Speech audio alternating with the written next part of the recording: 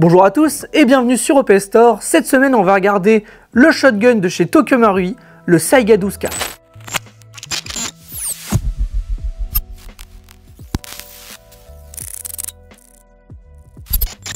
Pour commencer cette vidéo, on va regarder ce qui se trouve à l'intérieur de la boîte. Comme d'habitude, chez Marui, on retrouve la petite pochette avec les guides d'utilisation, les cibles ainsi que les éclatés pour la réplique.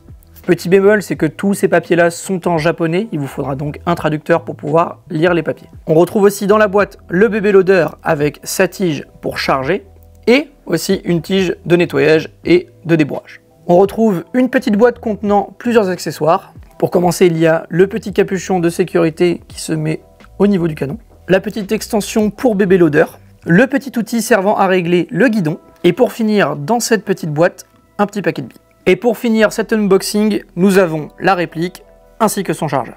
Concernant la conception externe de cette réplique, on est sur une réplique en full métal avec quelques parties en polymère comme la poignée pistolet, la crosse, le garde-main et pour finir la coque du chargeur. Et on est sur un poids total de 3,1 kg. Au niveau de la longueur, on est sur du 90 cm en crosse déployée, puisque vous pouvez, si vous le souhaitez, replier la crosse de cette réplique. Pour régler la mire avant, vous devez prendre le petit outil qui est fourni dans les accessoires. Vous l'insérez juste ici. Vous l'enfoncez bien. Et vous allez pouvoir du coup régler avec la petite molette si vous voulez baisser ou descendre la petite mire. On retrouve juste ici et juste ici des anneaux de fixation pour pouvoir y fixer une sangle. Au niveau de la customisation externe, vous avez un rail type AK. Au niveau interne, cette réplique est équipée de deux modes de tir avec le mode sécurité et le mode semi-auto. Au niveau du mode de tir, vous allez tirer 3 billes par 3 billes. Cette fois-ci, Marui innove avec son système de blowback percutant avec un piston d'une longueur de 19 mm. Sur cette réplique, on retrouve un pas de vis de 23 mm CW. Au niveau du chargeur, on est sur une contenance de 45 billes et vous avez la possibilité d'activer ou de désactiver le système permettant de tirer à vide. Vous avez juste ici le petit poussoir. Lorsque vous le tirez vers vous, vous pourrez tirer à vide et lorsque vous le repoussez de l'autre côté, vous pourrez tirer et avoir le système d'arrêt de tir. Au niveau du chargeur, vous avez un petit thermomètre intégré par le biais d'un sticker qui se trouve à l'arrière du chargeur.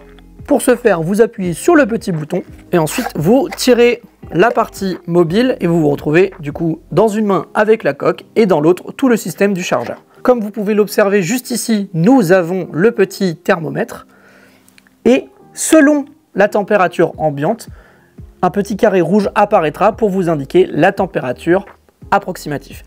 Ici, comme vous pouvez l'observer, on est sur une température de à peu près 20 degrés. Au niveau de la customisation interne, vous n'allez pas pouvoir faire grand chose pour le moment car aucune pièce d'upgrade n'est disponible sur le marché. Vous allez quand même pouvoir customiser votre réplique, mais de façon extérieure. Comme vous pouvez le voir juste ici, notre atelier vous propose l'un de ces customs en short barrel avec une crosse M4. Et voilà, on en a fini avec les caractéristiques techniques du Saiga 12K de chez Tokyo Marui. Maintenant, on va aller faire un essai sur notre stand de tir. C'est parti. On se situe du coup sur notre pas de tir. On va faire du coup l'essai à 20 mètres avec du coup de la 0,25 et du 145 PSI. Comme vous pouvez le voir indiqué sur le chargeur, on est du coup entre 15 et 20 degrés, sachant que le petit carré rouge du 15 est vraiment rouge pétant, que le 20 il est, vous voyez, à peu près, il n'est pas encore à 100%. Mais voilà, on a un bon indicateur, au moins on remet la coque, on reprend le Saiga, on met le chargeur, on arme et c'est parti. Vous voyez, on peut faire quand même une grosse cadence ou y aller tout doucement. Et voilà. Du coup, on se retrouve sur le même pas de tir que tout à l'heure, sauf que cette fois-ci on a reculé, on est à 35 mètres, la cible elle est au fond, et on va faire du coup un petit full pour voir ce que ça donne. 35 mètres, au niveau des paramètres, on est en 0,25, 145 PSI, il fait toujours à peu près la même température, et c'est parti.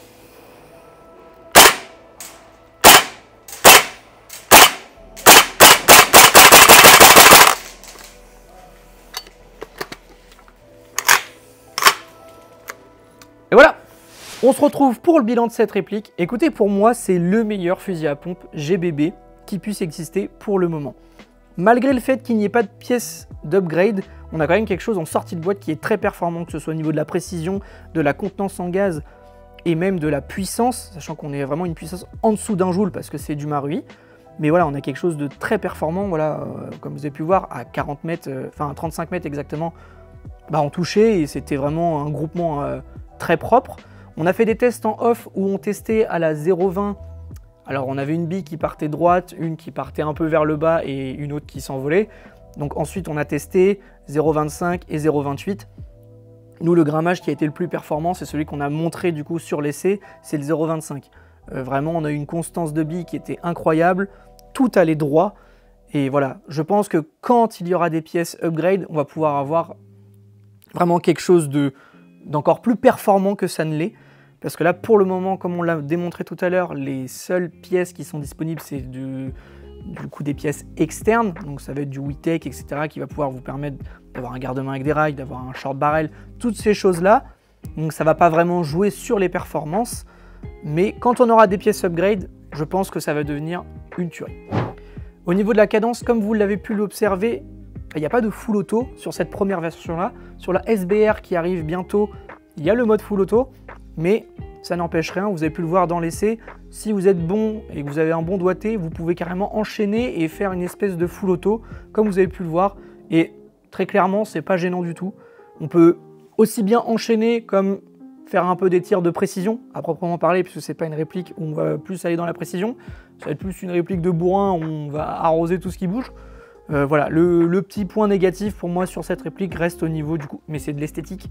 Au niveau du chargeur, je préfère avoir le chargeur long, ou encore mieux, si le chargeur tambour pouvait sortir, ce serait encore merveilleux, puisque pour ce genre de réplique là, c'est notamment connu comme dans beaucoup de jeux vidéo avec l'énorme chargeur tambour sur le côté, et voilà, ça ne ferait qu'embellir cette réplique.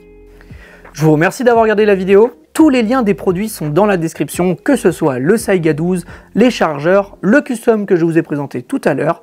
Je vous mets aussi les liens des consommables que nous avons utilisés lors de notre essai. Je vous invite à nous suivre sur nos différents réseaux sociaux, que ce soit Instagram, Facebook et TikTok. Je vous invite aussi à vous abonner, laisser un petit pouce bleu et un commentaire si vous avez des questions. Et moi je vous dis à très vite sur opstore.fr.